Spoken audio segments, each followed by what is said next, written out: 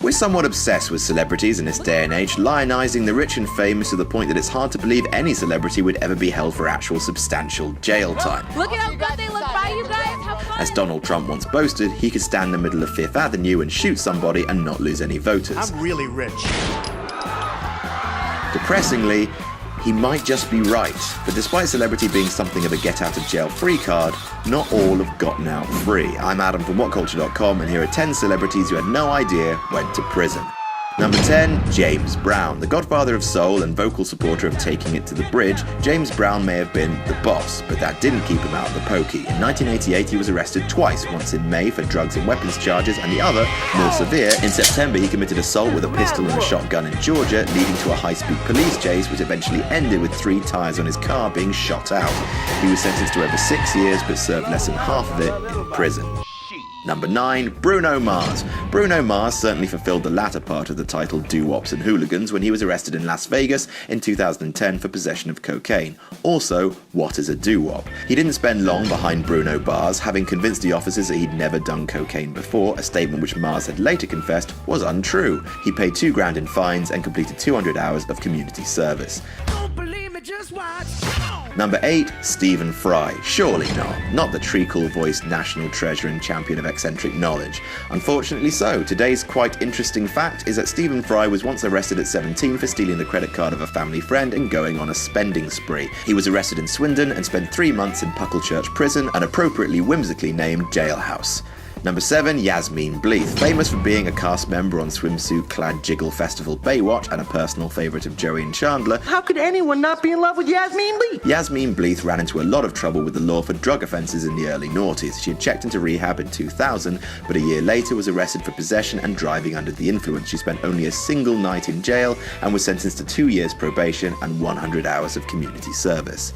Number 6, Christian Slater. Speaking of unfortunate drug problems, Christian Slater's had a series of brushes with the law and most of them were under some sort of influence. In 1989, he was arrested for a DUI and assault. In 1994, he brought a loaded gun onto an airplane, which is not the most scholarly of ideas. And in 1997, he was jailed for 90 days for assaulting his then ex-girlfriend and the police officer called to break it up. As he was under the influence of drugs, he was forced into rehab after his jail spell. Number 5, Frank Sinatra. Mickey Blue Eyes is a film about mobsters. Old Blue Eyes is the nickname for Frank Sinatra, and that's all the parallels that I'm legally allowed to draw. Other than by saying that in 1998, the FBI released a 1,300-page file on him and his potential ties to organised crime.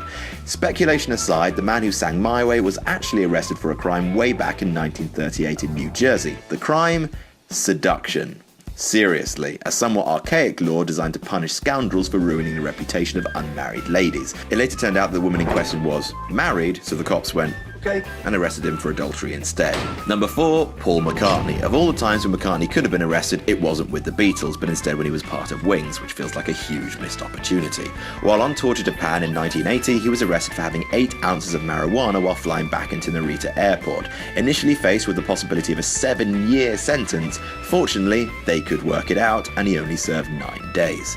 Number 3, Bill Gates. Bill Gates has all of the money. You know money? Yeah, Bill Gates has all of that. Ironic for a man who invested in G4S, a company that runs prisons, but Gates has been arrested twice in his life, in 1977 and 1989, both for traffic offences. I mean, seriously though, look at this mugshot. One of the richest men on God's green earth, and he looks like Adam Pacitti. Number 2, Tim Allen. Before he became a comedian, Tim Allen was a drug smuggler. No, seriously, I 100% mean that. Buzz Lightyear, Santa Claus, this guy was a drug smuggler. In 1978, at the tender age of 25, Tim Allen, going by his birth name Tim Allen Dick, stop giggling at the back, was arrested for smuggling cocaine through a Michigan airport. He qualified for life imprisonment, but had his sentence reduced to 5 years after naming all the names he could think of. After he was released, he began a new career, smuggling laughs out of people's mouths.